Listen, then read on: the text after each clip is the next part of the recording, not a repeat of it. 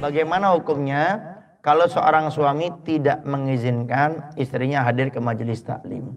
Tidak apa-apa kalau suami bisa ngajari istrinya. Contoh Kang MK melarang istrinya untuk hadir majelis taklim, tidak apa-apa. Yang penting Kang MK ini harus konsisten ngajari istri. Istri nanya masalah haid, ajari masalah haid. Istri nanya masalah yang membatalkan sholat, ya harus tanyain. Bang gimana bang, saya waktu sholat itu ternyata ada satu rambut yang keluar, bagaimana hukumnya? Harus konsisten ngajari. Nah kalau kita sebagai seorang suami nggak pernah mondok, nggak pernah belajar khusus ilmu agama, ya jangan dipersulit istri. Kenapa? Karena istri itu berhak untuk belajar ilmu agama. Karena di zaman kita ini nggak ada orang itu di hari kiamat dilepas oleh Allah dari neraka karena dia tidak bisa ibadah, itu nggak ada. Akan disiksa oleh Allah karena kamu maksiat. Dia jawab, ya Allah saya nggak tahu, saya kira bukan dosa, itu nggak bakal dimaafkan sama Allah. Ya Allah saya kira itu bukan kewajiban, nggak bakal dimaafkan oleh Allah. Kenapa? Karena di zaman kita ini ustadz ulama banyak. Bahkan ustadz ulamanya yang datang ke tempat kita. Kan harusnya kalau kita belajar ilmu agama tuh kita yang datang sama ustadz ulama. Ini harusnya ya. Harusnya. Dengan kaidah al ilmu yu'ta wa la ya'ti alaih. Ilmu itu didatangi, bukan ilmu yang mendatangi. Di zaman Imam Malik, gurunya Imam Syafi'i, beliau hidup di zaman Raja Harun ar-Rasyid. Raja Harun ar-Rasyid memerintahkan tentaranya untuk mendatangi rumahnya Imam Malik.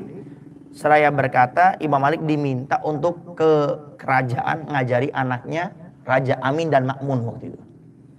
Ajudan tentara datang, kemudian setelah itu bilang, wahai Imam Malik, Raja Harun ar-Rasyid meminta kepada dirimu untuk kamu ke kerajaan ngajari anaknya Amin dan Makmun.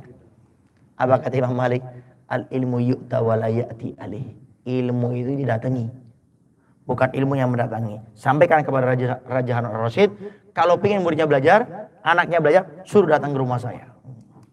Kalau kita contoh diundang sama presiden contohnya ini, untuk datang ke kerajaan, Farhan seneng gitu, jadi tamu kebanggaan, kehormatan. Ini Imam Malik tidak pakai. Sampaikan ke Raja Harun ar-Rasyid, kalau anaknya ingin belajar, datangi ilmu, bukan ilmu yang mendatangi. Tapi beliau nih raja yang bijak di zamannya, sehingga anaknya diperintah untuk belajar dengan beliau. Itu aturannya seperti itu. Sehingga nggak ada cerita ustadz yang mendatangi muridnya, itu nggak ada. Tapi murid mendatangi gurunya.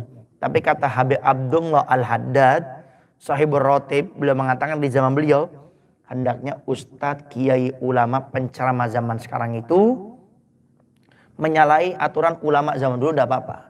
Kalau dulu aturannya ilmu didatangi, sekarang ilmu yang mendatangi.